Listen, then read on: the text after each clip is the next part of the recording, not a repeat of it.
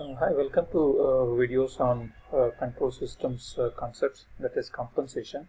In this video, we'll see the lead compensation design using Bode plots. So let us first try to see what is the need of compensation. So compensation is required to obtain the desired steady state errors, and it is also desired to get the required value of overshoot in the settling time. So in case of if we want to have a desired gain and phase margin, we'll go for the compensation, and it is also used to make the system immune to noise. Let us start with an example. So let us take the open loop transfer function g of s is equal to 4 by s into s plus 2. It is now desired to have a static error constant kV is equal to 20, and then the phase margin at least required is 50 degrees, and the gain margin required at least is 10 dBs. So these are the specifications, and the transfer function is also given. So let us start with this particular transfer function, try to find out how do we design a compensation using lead networks so that we can satisfy these three specifications. So let us start with the uncompensated system. So let us take the given transfer function, try to find out what is the error coefficient and the steady state case error coefficient, and let us estimate the gain and phase margins from the Bode plot. So it is very evident that suppose if I substitute, we know that the kV is given by limit of s into g of s with s tending to 0. In this particular transfer function, suppose if you make this s divided by s into so on, so this s will get cancelled. We'll end up with 4 by 2, which happens to be 2 now. So then kV happens to be 2. So since kV is equal to 2, but what we desire is 20. So since that is the requirement now, so we have only 2 as a value of kV. So let us find out what is the phase margin of this uncompensated system. Also determine what is the phase margin. So it is found out to be 51 degrees and gain margin is infinite. So let us do 20 sim simulation and then try to find out what is the gain and phase margin. So this is a 20 sims editor. So let us try to edit of course it's already edited. The poles are at 0 and -2. You can see the root locus gain is 4. This is actually the representation of 4 by s into s plus 2. So for this particular transfer function, so let us plot the Bode plot. And of course you can see this is the Bode plot, and you can see the phase margin is 51.80 degrees. The corresponding omega GC is 1.57 radian per second. Of course, since it is not crossing -180 degree, the phase is not crossing -180 degree, the gain margin is infinite. So this way we can able to find what is phase margin and gain margin in the corresponding omega GC for this particular transfer function without compensation. So let us go back to the slides and try to find out how do we continue the design process. So this was observed that it is around 51 degrees, and of course we know that we are supposed to have a kV of 20 and the phase margin required is 50 degrees. So we will go for a lead compensation network. So now you can see we had this G of S, which is uncompensated. Then we have a preceded block, which is the compensation block. So since it is a phase lead block, so we're going to have a 0 and a pole. So as we can see from this position of poles and zeros, one second, this is actually alpha into t. Let me slightly modify. Okay, this is the transfer function of that lead compensator. We can see this is a particular corresponding Bode plot for this. As we can see from the Bode plot, the 0 comes first and then the pole comes next, and the corresponding phase will be always more than 0 degrees. And we're going to have maximum phase which corresponds to the center frequency of this compensation network. And this is what is the transfer function of the compensation network in pole 0 form and the time constant form. So GC of S is given by K into this is the pole 0 position, the pole position. Let us start and try to find out okay, how do we adjust that error coefficient that is required. Now error coefficient that is required is actually 20, so kV that is required now is 20.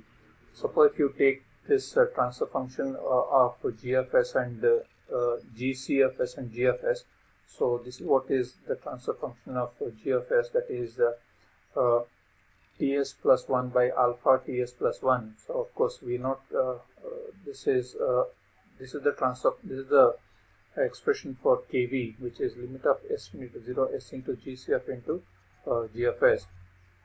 So now we can see, you can notice one thing here. So this is actually GFS, this is actually G1 of S. So this is G1 of S, and you can see there is a K missing here. So maybe you can see in this previous case, GCFS is given by K into this 0 on pole position, whereas you can see now you have only the 0 on pole position, the K is missing. Actually that K, K of this GCFS been transferred onto GFS, so the GFS into K is actually G1 of S. So you can see this G1 of S is actually K into GFS. So we know that this is except the value of K of GCFS, and this whatever K that was missing in GCFS has been moved on to GFS, and then we wrote it as G1 of S, which is nothing but K into GFS. So by substituting that limit of S tending to 0, you can see this S and this S will get cancelled, and this L becomes 0, sorry, this S will become 0, then you end up with 4 by 2 into K is equal to 20. So 2K is equal to 20, from which we can able to get the value of K as 10. So if K is equal to 10, we know that we're going to get the desired kV of 20. So since K is equal to 10, so let us try to find out what is GFS. So GFS is nothing but K into, G1 of S is nothing but K into GFS, because GFS was given by 4 by S into S plus 2. Since it is 10 multiplied by 4, which is now 40 divided by S into S plus 2. So we are replacing that S by j omega here. So this is a pole 0 representation of the G1 of S, and this is the time constant representation of the G1 of S. So let us try to find out, okay, what is the impact of this modification of gain from 4 to 40. So we will see this now. Now we are going to plot the G1 of S and estimate the gain margin, phase margin, and this is what is the plot of that particular system. The K has been changed. So again the gain margin is infinite, but you can see the phase margin is reduced to 17 degrees, but we require actually 50 degree as the desired PM. So let us go back to again 20 sim and try to find out what is the phase margin with G1 of S as 40 by S into S plus 2. So let us go to 20 sim and then try to GFS, where you can see the root locus gain was 4, and the poles and zeros were at, poles were there at 0 and minus 2. So let us increase this by 10 times. Now it is 40. So let us try to see what is the Bode plot now. The Bode plot shows now the phase margin is reduced from 51 to now it is 17.9. So it's almost 17 degrees is the phase margin, and you can see the omega GC has increased. So this reduction in phase margin is due to the increment of that constant term, that is from 4 to 40. So we have to again ensure that this phase margin should become 50 degrees, and of course the gain margin should be at least 10. So let us go back to presentation slides and then try to find out how do we achieve that. So this is what is required now. So we have actually seen this. What we have seen is with this 40 by S into S plus 2, the phase margin is almost 17.9 degrees. We are approximately to 17 degrees. Now the desired phase margin is actually 50 degrees. So we need to have an additional of 33 degrees has to be supplied by the phase lead network. So this 33 degree has to be provided by the phase lead network. And we'll also see that because we are introducing this GCFS, which is in cascade with the GFS, this additional block will also shift the omega GC. So whatever that omega GC shift, so that's what is the gain crossover frequency will shift to right side, and this will even reduce the value of phase margin. So it is necessary to increase, it is necessary to offset the increased phase lag of G1 of G omega. So whatever introduction of this and introduction of this K term, so there is a change in the value of phase margin, so that need to be accounted for. So we know that and when the value of K was introduced to this G of G omega, the phase margin actually reduced from 51 to 70 degrees, so 33 degree had to be added, and because of this extra term GC of S, the gain crossover frequency will further increase. So instead of having only 33 degree addition, let us have 38 degree addition. So another extra 5 degree is meant for compensating the shift in the gain crossover frequency because of this GCFS. So we are now looking for a phase increment of 38 degree instead of 33 degree. This is to be given by this phase lead network. So the expression for the attenuation factor and the maximum phase is given by sin phi m is equal to 1 minus alpha by 1 plus alpha, from which we can able, because we know what is phi m, which is 38 degree, we can get the value of alpha as, because this is the phase lead network it looks like. Now this we already saw what is the transfer function, what is this GCFS in terms of K, and this is the magnitude plot and phase plot, and this is phi m, which is maximum phase.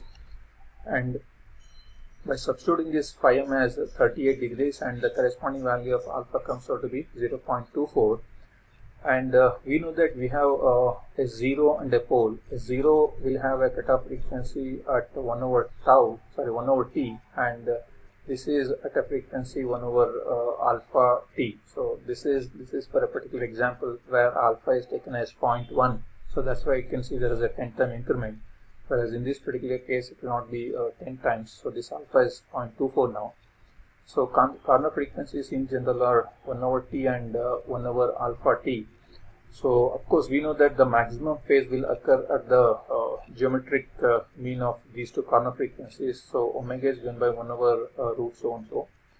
And you can see because of this introduction of this network having a magnitude of ts plus 1 by alpha ts plus 1, it will have 6.24, because if you can see here, this is the increment what is happening. So at a particular magnitude, so at a particular frequency of omega c, so you're going to have an increment in magnitude by 6.24 dBs. So this is what we are doing. That is, the phase lead network will introduce an additional magnitude of 6.2 dBs at a frequency corresponding to 38 degrees. So at 38 degrees, there is an additional magnitude of 6.2 dB added onto the network. So we have to somehow ensure that we need to nullify it. So that's what we are doing. So to nullify this increment in magnitude by 6.2 dB, which is introduced by the phase lead network for G1 of G omega, now we are looking for exactly negative of that. So minus 6.4, we are looking at a frequency where the magnitude is minus 6.4 and the corresponding omega happens to be 9 radian per second. So this exact 9 radian per second happens to be the cutoff frequency, the center frequency of the phase lead network, which will end up at giving the highest phase shift. So once we know the value of omega c, that is the frequency at which it corresponds to maximum phase shift, which is exactly at this point. So this is for a particular case, this is in general you can write it as omega c. Omega c is the frequency corresponding to maximum phase shift. In this case, we are looking at what frequency we have a 38 degree phase shift. So that's what is happening here. So it's happening at 9 radian per second. The phase shift is 38 degrees. So from that we can get to know what is the 0 frequency and pole frequency. So 0 is at 4.41 and pole frequency is at 18.4 radian per second. So by substituting this pole and 0 frequencies, this is plot will look like. Now this is the pole zero representation of the phase Lie network.